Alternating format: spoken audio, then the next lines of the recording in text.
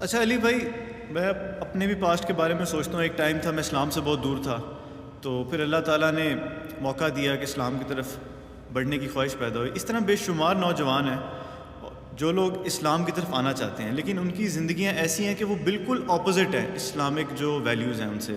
مثال کے طور پہ ان کے گھروں میں پردے کا بالکل کوئی سسٹم نہیں ہے، سود میں کوئی انوالوڈ ہے وغیرہ وغیرہ.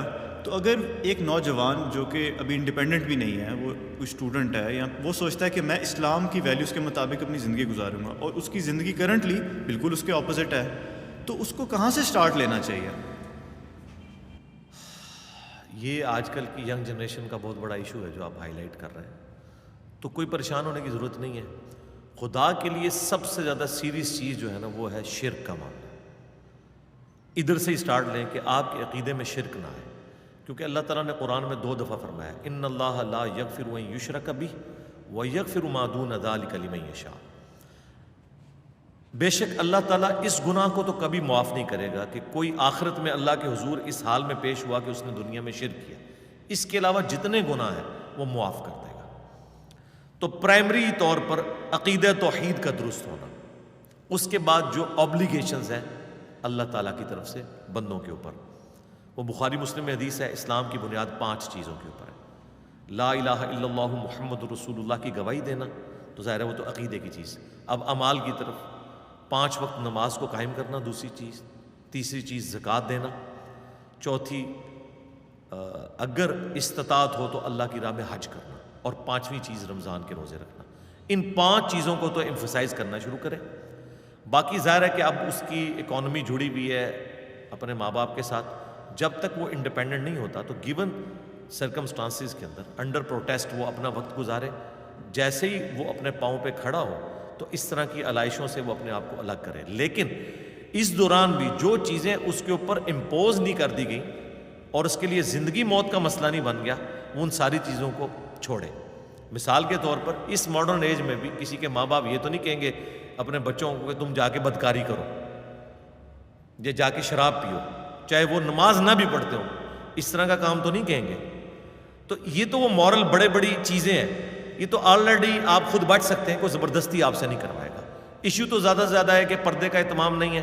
ٹھیک ہے، آپ تو پردے کا اہتمام کر سکتے ہیں نا گیون سرکمسٹانسز کے اندر.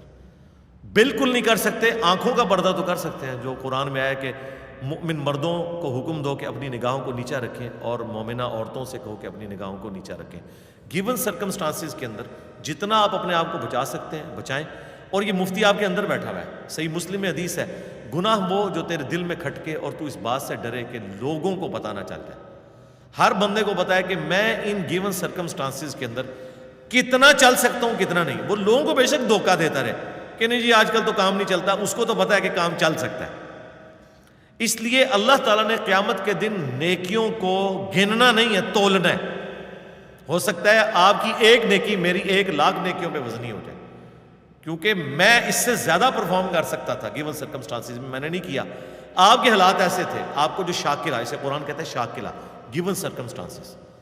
آپ کو جو حالات دیے گئے تھے اس میں شاید آپ یہی کر سکتے. اس کے لیے میں اکثر مثال دیتا ہوں کہ ایک شخص جو خانہ کعبہ شریف سے واکنگ ڈسٹنس پہ رہتا ہے، اس کے اپنے پیٹرول پمپ ہیں، اس کی کوئی فوڈ چین چل رہی ہے، کروڑوں کا بزنس ہے، اور وہ ایئر کنڈیشن کمرے سے نکل کے ایئر کنڈیشن گاڑی میں، وہ بھی پچھلی سیٹ پہ بیٹھ کے ایک ڈرائیور ہائر کیا ہوا ہے، اور ایئر کنڈیشن مسجد میں بیت اللہ میں جا کے نماز پڑھ لیتا ہے اور کہتا ہے جی مجھے 1,00,000 نمازوں کا ثواب مل گیا. ٹھیک ہے، مل گیا.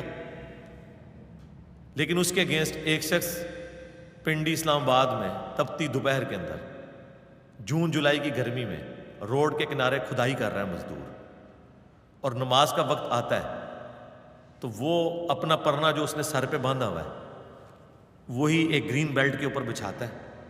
سائڈ سے ایک چشمے سے یا کسی ٹوٹی جو لگی ہوئی ہے، اسلام آباد میں تو چشمے بھی چھوٹے چھوٹے بہ رہے ہوتے ہیں، وضو کرتا ہے، اذان کی آواز سن کے بغیر جماعت کے نماز پڑھتا ہے. تو اب میتھمیٹیکل آپ کیلکولیشن کریں گے کہ اس کی 1,00,000 نماز امام کعبہ کے پیچھے، اور یہ تو بغیر جماعت کے، اور جماعت تو 27 گنا ہے، یہ تو بیچارہ کمزور دھاگے سے بندھا ہوا ہے. جی وہ آپ کے نزدیک، اللہ تعالیٰ کے نزدیک شاید اس کی ایک نماز اس کے جو گیون سرکمسٹانسز ہیں اس کی پوری زندگی کی نمازوں سے بڑھ کے ہو. یہ تو اللہ نے ڈیسائیڈ کرنا ہے. اسی لیے کہا گیا کہ نیکیاں تولی جائیں گی گنی نہیں جائیں گی.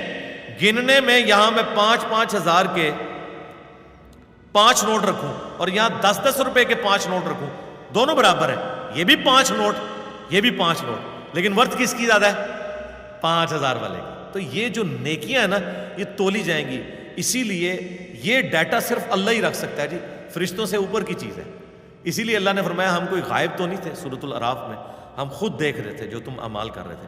فرشتوں نے تو صحیح مسلم میں آتا ہے بندے کو سخی, شہید اور قرآن کا عالم لکھا ہوگا, لیکن اللہ تعالیٰ اوندا منہ کر کے جہنم میں پھینک دے گا کہ تم نے دنیا کے لیے سب کچھ کیا. فرشتوں نے تو لکھا ہوا ہوگا, تو اللہ نے خود ڈیسائیڈ کرنا ہے. اس لیے یقین کریں ہمیں جو سب سے زیادہ ڈر لگتا ہے نا, وہ خدا سے لگتا ہے. اس لیے مسلمان کو ڈر کے زندگی گزارنی چاہیے کہ شاید میں اس سے بہتر پرفارم کر سکتا ہوں, میں اور زور لگاؤں, میں اور زور لگاؤں. اور دنیا میں ہم لگا رہے ہوتے ہیں. میں نے اپنے قریبی لوگوں میں ایسے لوگوں کو دیکھا ہے جنہیں ہم کہتے ہیں یہ تو بالکل جی اللہ میاں کی گائے ہے, چڈون ہے جی بالکل, لیکن اپنے کاموں میں جب ان کو دیکھا ہے ہائے ہائے ہائے ہائے, بندہ کہتا ہے جناب اس طرح کا سمجھدار بندہ ہی کوئی نہیں ہے. وہی بندہ کیجول ایٹیچیوڈ جب اپنے نفع کی کاروبار میں دیکھے تو نظر آتا ہے اس سے شاطر آدمی کوئی نہیں ہے. اب وہ یہ کہ میں بڑا بولا تھا, دیکھ لیں پورا شہر مجھے بولا کہتا تھا, لیکن اللہ کو تو پتا ہے کہ تو بولا ادھر تک تھا, اپنی دکان میں تو تیرے سے زیادہ تیز آدمی کوئی نہیں تھا.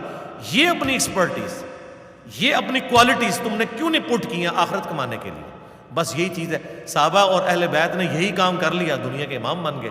ہم لوگوں نے اپنی ایفرٹس جو ہیں دوسرے کاموں میں پٹ کی ہوئی ہیں اور ہم ذلیل ہو رہے ہیں دنیا کے اندر.